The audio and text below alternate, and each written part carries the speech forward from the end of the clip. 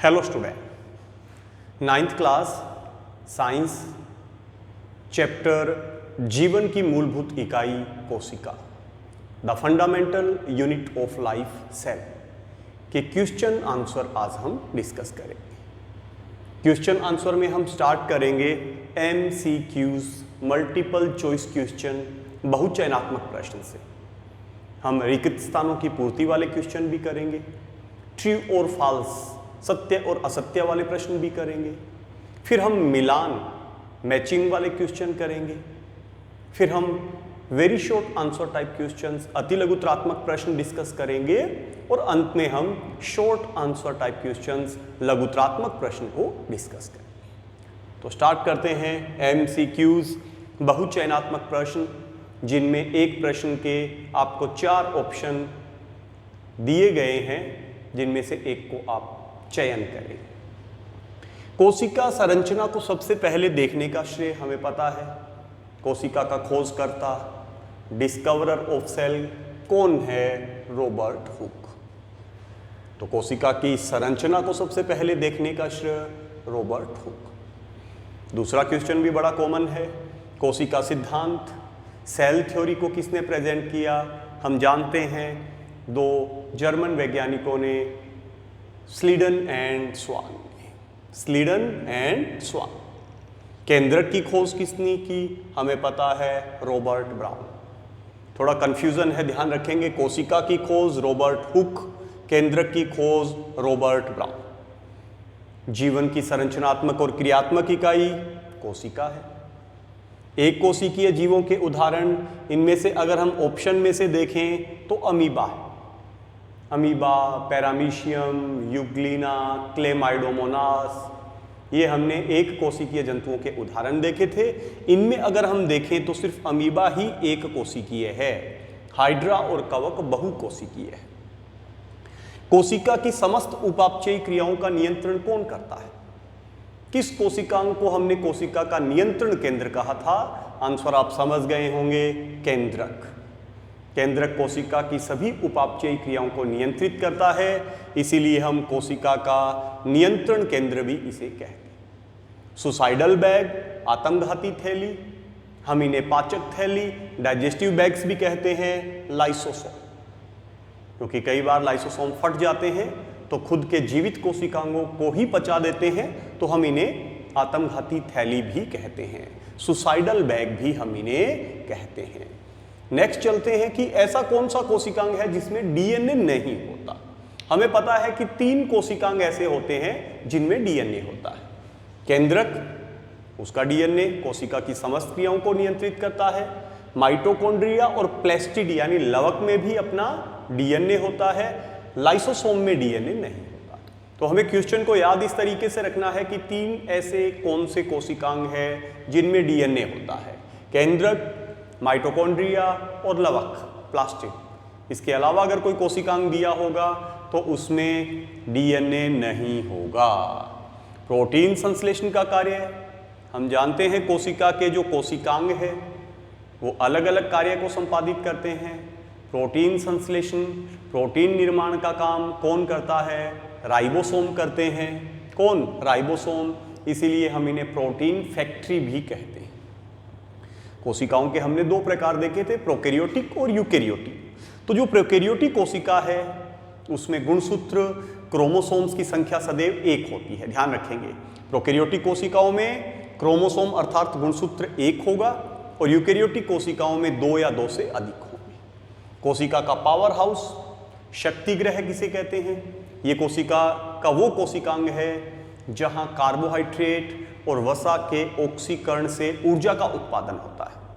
हमने विस्तार पूर्वक इसकी संरचना को समझा था। माइटोकॉन्ड्रिया कोशिका का पावर हाउस है, शक्ति ग्रह है। फिर आता है कि जो लाइसोसोम है, लाइसोसोम को हमने पाचक थैली या आत्मघाती थैली कहा था। इसका निर्माण कहाँ होता है? गोल्जी उपकरण। हम इसे गोल्जी उपकरण कह सकते हैं, हम इसे गोल्जी काय कह सकते हैं। तो गोल्जी उपकरण या गोल्जी काय में लाइसोसोम का निर्माण होता है। फिर वसा और लिपिड, लिपिड भी क्या है? वसा है, फैट है। तो वसा और लिपिड अणुओं को बनाने में कौन सा कोशिकांग सहयोगी है? हमारा आंसर होगा चिकनी अंतःप्रद्रवी जालिका। ऐसी अंतःप्रद्रवी जालिका जिन पे राइबोसोम नहीं चिपके, उनकी सतह स्मूथ यानी चिकनी, SER स्मूथ एंडोप्लाज्मिक रेटिकुलम हम इन्हें कहते हैं, और यही वसा और लिपिड के अणुओं का निर्माण करती है। अब आता है कि हमारे शरीर के अंदर यकृत, लीवर जिसे कहते हैं, इसकी कोशिकाओं में विष और जो भी दवाएं हैं उनका निराविषीकरण यानी उनके विषैले प्रभाव को समाप्त करने का कार्य जो है वो कौन करता है? हमारा आंसर होगा इसमें फिर चिकनी अंतःप्रद्रवी जालिका, smooth endoplasmic reticulum. Next question, सामान्य शर्करा से जटिल शर्करा बनाने वाला कोशिका। सामान्य शर्करा ग्लूकोज होती है, जटिल शर्करा स्टार्च और जंतु कोशिकाओं में ग्लाइकोजन होती है। तो स्टार्च, ग्लूकोज को स्टार्च में कौन चेंज करेगा? सामान्य शर्करा से जटिल शर्करा बनाने वाला कोशिकांग कौन होगा? कौन होगा? राइबोसोम भी नहीं है, यहाँ माइटोकॉन्ड्रिया भी नहीं है, यहाँ पे लाइसोसोम भी नहीं है। हमारा आंसर होगा यहाँ पे 15 में से गोल्जी उपकर। किस कोशिकांग में एटीपी का निर्माण होता है? माइटोकॉन्ड्रिया में। कोशिका का शक्ति ग्रह है, पावर हाउस इसे कहते हैं। ग्लूकोज का ऑक्सीकरण होता है, ऊर्जा उत्पादित करता है और अतिरिक्त ऊर्जा को एटीपी नामक अणुओं के रूप में संचित करता है। तो एटीपी जैसे उच्च ऊर्जा वाले अणुओं का निर्माण माइटोकॉन्ड्रिया में होता है। कौन सा कोशिकांग ऐसा है जो भोजन को संचित रखता है स्टार्च के रूप में, तेल के रूप में और प्रोटीन के रूप में? तो कौन सा कोशिकांग है? ल्यूकोप्लास्ट। हमने लवक के 3 प्रकार देखे थे, ल्यूको यानी अवर्णी लवक, क्रोमोप्लास्ट यानी वर्णी लवक, क्लोरोप्लास्ट यानी हरित लवक। तो ये जो ल्यूकोप्लास्ट है, अवर्णी लवक है, जिनमें किसी भी प्रकार का कोई वर्णक नहीं होता, ये भोजन को संचित करते हैं। अब जनन कोशिकाओं में विभाजन, यूकेरियोटिक कोशिकाओं में हमने 2 प्रकार का विभाजन पढ़ा था, एक समसूत्री और एक अर्धसूत्री। जनन कोशिकाओं में अर्धसूत्री, इसके अलावा शरीर के अन्य अंगों के अंदर समसूत्री। तो याद रखेंगे जनन कोशिकाओं में अर्धसूत्री। कोशिका का अपशिष्ट निपटाने वाला तंत्र, कोई कोशिकांग मृत हो चुका है, उसको अपघटित करना, उसका निष्पादन करना किसका काम होता है? हमें पता है पाचक थैली का, लाइसोसोम का। किसका काम है? लाइसोसोम का। पादप कोशिका में हम जानते हैं कोशिका झिल्ली के बाहर एक मोटी और मृत भित्ति पाई जाती है। हमें बताना है कि वो किसकी बनी है। सभी जानते हैं इसका आंसर, वो सेल्यूलोज नामक कार्बोहाइड्रेट की बनी होती है। पादप कोशिकाओं की कोशिका भित्ति किसकी बनी होती है? सेल्यूलोज की बनी होती है। कोशिका को रंगने के लिए, उसका अभिरंजन करने के लिए, स्टेनिंग करने के लिए, उसे एक विशेष रंग प्रदान करने के लिए कौन से विलयन का उपयोग करते हैं? हमारे आंसर होंगे सभी, आयोडीन का भी, सेफ्रेनिन का भी, मेथाइलिन ब्लू का भी।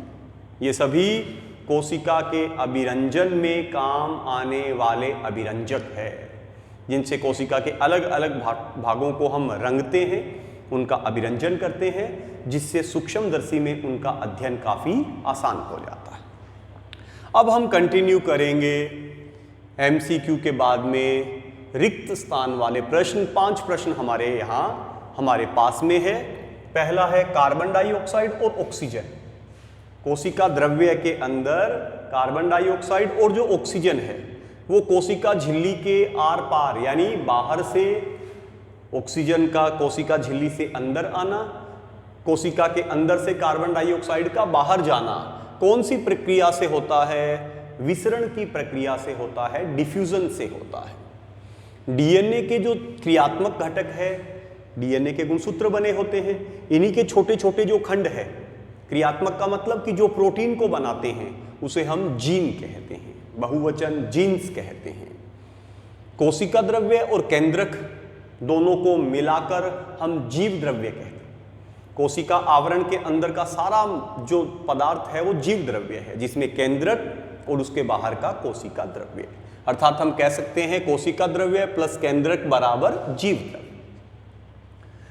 माइटोकॉन्ड्रिया की तरह ऐसा कौन सा कोशिकांग है जिसमें डीएनए और राइबोसोम है? माइटोकॉन्ड्रिया के अलावा जो लवक है, जो हरित लवक है, जो प्लेस्टिड है, उसमें भी अपना डीएनए और राइबोसोम होता है। फिर शरीर नए रासायनिक यौगिकों को बनाने और यांत्रिक कार्य करने के लिए किसमें संचित ऊर्जा का उपयोग करता है, या जीवों के शरीर में, कोशिकाओं में किस रूप में, किन अणुओं के रूप में ऊर्जा संचित होती है जिन्हें काम में लिया जा सकता है?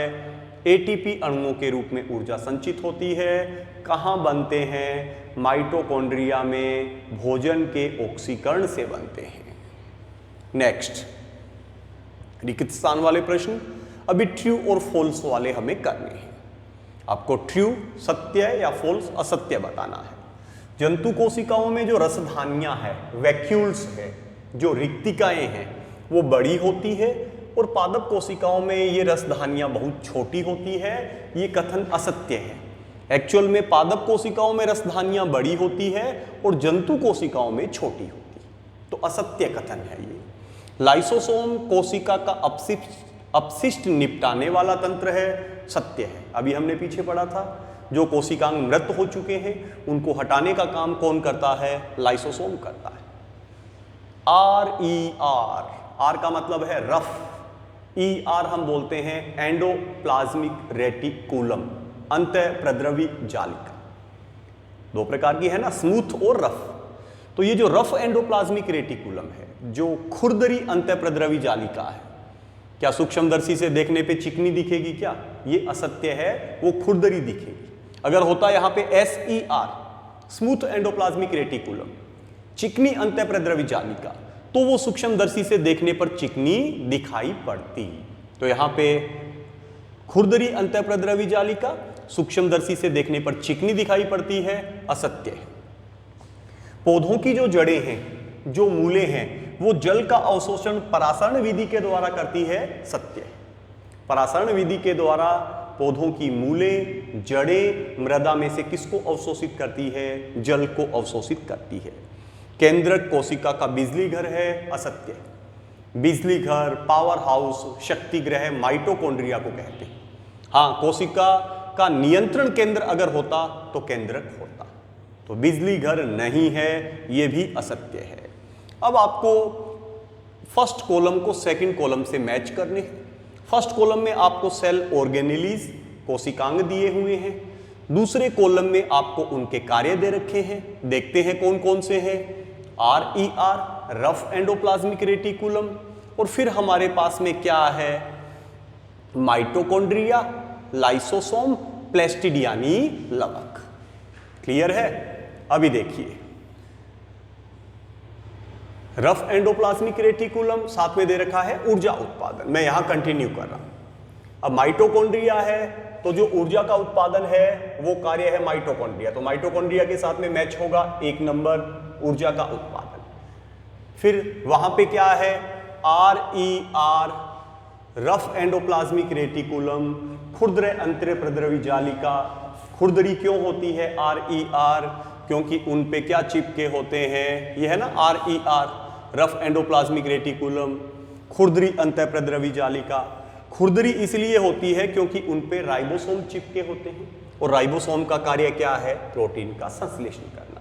तो पहले के साथ में मैच होगा हमारा यहाँ पर 4 नंबर, माइटोकॉन्ड्रिया के साथ में मैच होगा 1 नंबर, ऊर्जा का उत्पादन करना। लाइसोसोम जो है वो पाचन से संबंधित है। प्लेस्टिड जो है, लवक जो है, हरित लवक जो है, वो प्रकाश संश्लेषण से भोजन बनाता है। क्लियर है? अब हमें यहां पे मैच करने हैं वैज्ञानिक, उनकी खोज। रॉबर्ट हुक, हम जानते हैं किसकी खोज की? कोशिका की। 1 में 4। रॉबर्ट ब्राउन ने किसकी खोज की? केंद्रक। B में 3। परकिंजे, इन्होंने कोशिका के तरल पदार्थ को क्या नाम दिया था? जीव द्रव्य। कैमिलो गोल्जी, किसकी खोज की? गोल्जी कोय, गोल्जी बॉडी की। क्लियर है? नेक्स्ट क्लास में हम डिस्कस करेंगे अति लघुत्रात्मक प्रश्न, very short answer type question. फिर हम कंटिन्यू करेंगे शॉर्ट आंसर टाइप क्वेश्चंस, लघुत्रात्मक प्रश्न।